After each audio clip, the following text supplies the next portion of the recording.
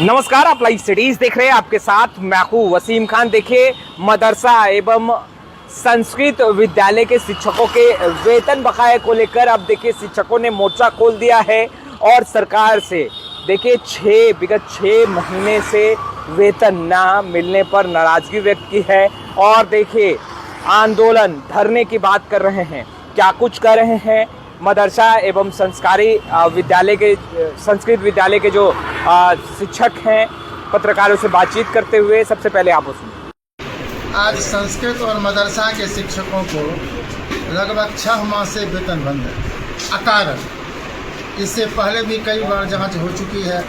वर्तमान सरकार के द्वारा जांच करा ली गई है।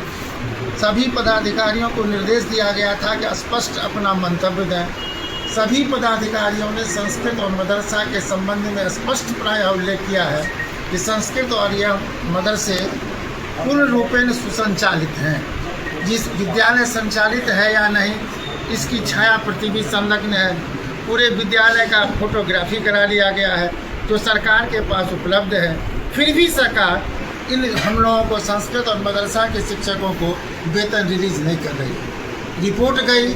अब फिर हमको लग रहा है कि बहाना बनाने के लिए, वेतन न देने के लिए 3 उप निदेशकों की एक कमेटी बनाई गई है, जिसमें संभवतः संस्कृत शिक्षा बोर्ड के परीक्षा नियंत्रक उपेंद्र कुमार जी भी हैं।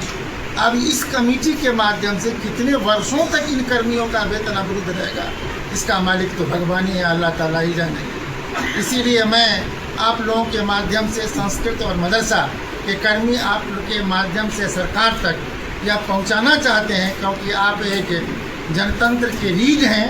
कहा भी गया है कि उत्पादकत्वम परिवेशकत्वम चावश्यके द्वे व्यवहार रीतो। फूल खुशबू उत्पन्न करता है लेकिन वह परोस नहीं सकता है, उसके लिए हवा की आवश्यकता होती है। तो आप हवा हैं। आप हम लोगों की आवाज़ को, हमारी भावना को आप सरकार तक पहुंचाएं और इन निरीह शिक्षकों के साथ सरकार ऐसा न व्यवहार करे, इसका अनुरोध करें। हम लोग भी विनती करते हैं इस प्रशासन से कि हम लोगों का शीघ्र दिया जाए, क्योंकि इसमें 75% संस्कृत और मदरसा के ऐसे शिक्षक हैं जो बैंक से ऋण लिए हुए हैं और बैंक वाले रोज़ दरवाजे पर आकर एक मजदूर की जितनी बेइज्जती नहीं करता है, उससे अधिक इन कर्मियों को बेइज्जती कर रहा है। किसी के बच्चे बीमार हैं, किसी की पत्नी बीमार है, किसी के बच्चे अगर स्कूल में पढ़ रहे हैं तो उनको स्कूल से निकाला जा रहा है। ऐसी स्थिति हो गई है कि ठीक पहले ज़माने में कहा जाता था कि न पढ़ते तो 100 तरह खाते कमाकर खुद ब खुद मारे गए तालीम पाकर। यह स्थिति आज हम लोग की हो गई। तो मैं फिर आपसे निवेदन करता हूँ, तुलसीदास जी ने कहा कि आरत के उर रहीन चेतु बार बार कह आपन हेतु। मैं यही कहता हूँ, एक तो अल्प वेतनभोगी संस्कृत और मदरसा के शिक्षक हैं, द्वैम दर्जे का सरकार हम लोगों को मान रही है। और जो भी वो पंडित जी लोगों का जो अगवा होता है, उसी तरह से जो अगवा भी मिलता था वह भी आज 6 महीने से लोगों का बंद है। इसीलिए सरकार शीघ्र इन निरीह शिक्षकों पर दया करे, मेहरबान हो और शीघ्र वेतन दे। और जो हम लोगों का वाजिब हक है, संविधान कहता है आर्टिकल 14 में कि समान शिक्षा का अधिकार, समान वेतन सबको मिलना चाहिए, वह भी दे, क्योंकि सुप्रीम कोर्ट का भी, माननीय सर्वोच्च न्यायालय का भी आदेश प्राप्त है। फिर भी सरकार उस पर ध्यान नहीं दे रही है। हाल ही मान लिया है कि पिछले 6 महीने से तो वेतन नहीं मिला ही है, अब पहले ही जान चुके हैं।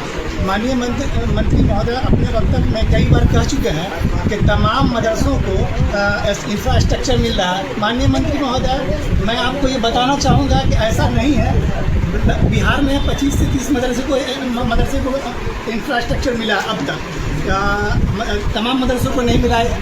दूसरी बात, आप ये कहते हैं कि हीमोग्लोबिन एक भाई का कम है, दूसरे का ज़्यादा है। तो मैं आग्रह करूंगा कि जो दूसरे भाई का जो मेरा हीमोग्लोबिन कम हो गया है, उसे आप कृपया जितना शीघ्र हो सकता है हमारे दूसरे भाई को भी का हीमोग्लोबिन बढ़ा करके आप उसे हमारे बराबर ला दें, बल्कि हमसे आगे ले जाएं। हमें इससे कोई आपत्ति नहीं है, लेकिन हम सबों का जितना जल्दी हो सके वेतन रिलीज कर दो।